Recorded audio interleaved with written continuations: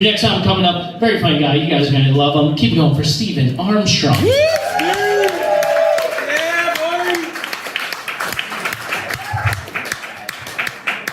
Thank God there was another tall person before I come up here. You fellas are loud and angry bunch. How's everyone doing? Did anyone fuck up their New Year's resolution yet?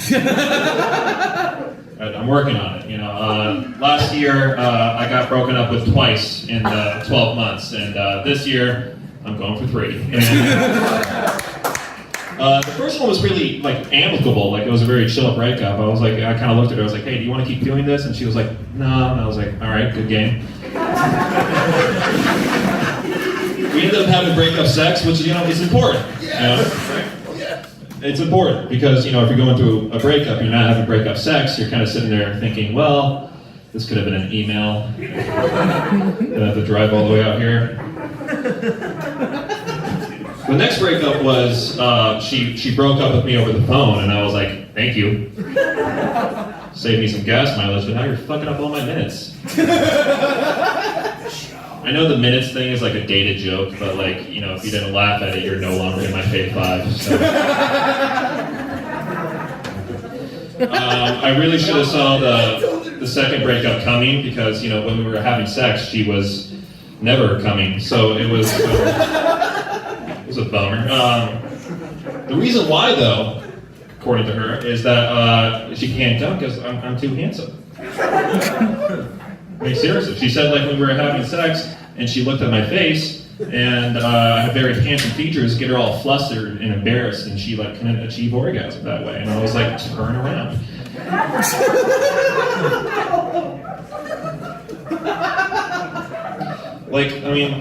Sorry, this is a very personal question. Has that ever happened to you? Is your boyfriend too handsome? Oh, yeah. Oh, yeah, all the time. Okay. That's Vinny's girl. So since then, dating's been a little bit weird. I think it's obvious I don't really know what women want. So, I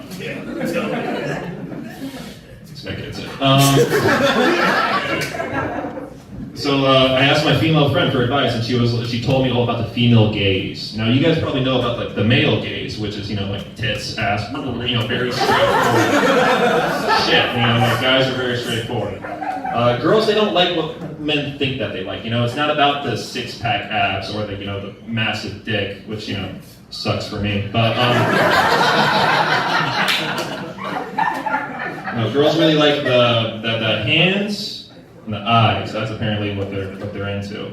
And so next time I went out on a date, I kind of just stared at her for a little while.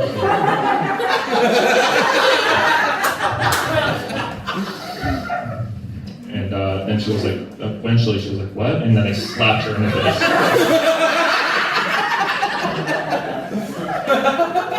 And now we're in love.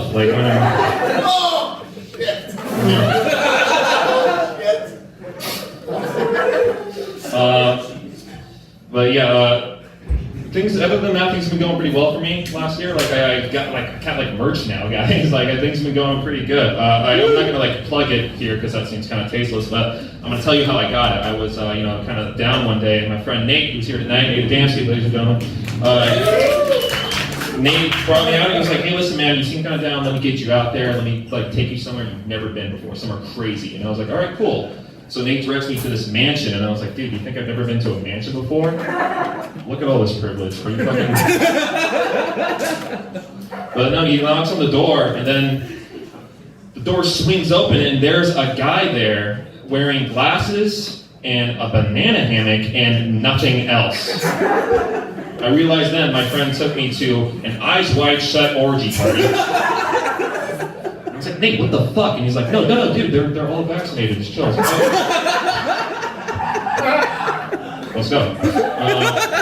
The guy opens the door. Nate gives him the invitation. The guy's like, "Oh, gentlemen, please come on in. Welcome. My name is Gustav. I'll be your host for the evening. Welcome to the Pleasure Dome."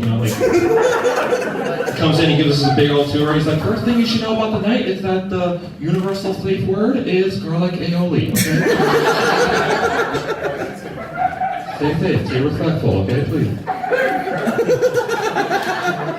At this point, Nate's gone. He's having a good old time. He's already over there eating 4 courses of just pussy. And Gustav, however, brings me over to this table. He's like, here we have an assortment of all kinds of dildos in a variety of shapes, colors, and settings. Thanks, man. He's like, now, Steven, in order to be a member of this club, eventually, we're going to have to see your member. I didn't really think anything of it, so I just kind of like dropped trout, showed him what I was working with, and he was like,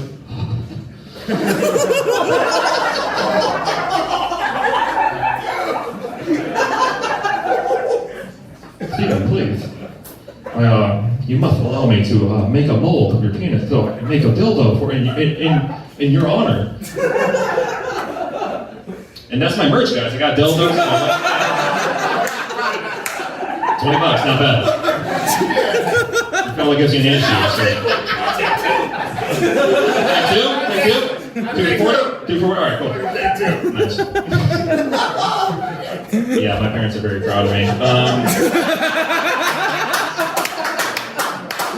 I got a couple of characters for my parents, like my dad, my mom, like she has like anxiety and she's like a nervous wreck, and my dad's a sociopath, so it doesn't really go really well together. I love my mom with all my heart, but she's also kind of a two-faced bitch. Like she's like, every time I have a girlfriend, I bring home a girlfriend, she's like, oh my god, you're so beautiful, honey, please, come in, please. You want to come to Hawaii with the family? You want to come to Hawaii with us when I go to Hawaii? Like, we never invite Steven, but if you come, you can come, I guess. And then as soon as I break up with them, as soon as she hears the slightest mention of the girl's name, are you still talking to that fucking heartbeat? I was like, she didn't do anything wrong, Mom. I broke up with her, and like, that bitch had it coming. Meanwhile, my dad, he's like, he's a pretty insensitive dude. He will watch the show. I love watching TV with him. He'll watch a show called Air Disasters. And I don't know if you guys have ever seen this show, but basically what happens is that they reenact horrible plane crashes, and then they discuss it afterwards to see what the cause was. You can tell my dad gets very disappointed by these episodes, because he'll look at it and he'll say shit like, ugh, you can tell that they survived this episode. Waste of my fucking time. This next one's pretty heavy, guys, when I hear. So I think the reason why my dad is so cold and like callous is because like he lost a child before I was born. Like I have a sister who passed away at childbirth, and no way, I'm sorry. It's yeah, I wasn't there, but I feel it. It was a big thing for my family, and yeah, and what like they say that she was alive for a couple minutes, so she was able to look, like see my dad, and then she was able to look around and see like my siblings crowd in the hospital room, and then she was like, nope, she was I see where this is going, and no thanks. Thank you guys from Stephen Armstrong.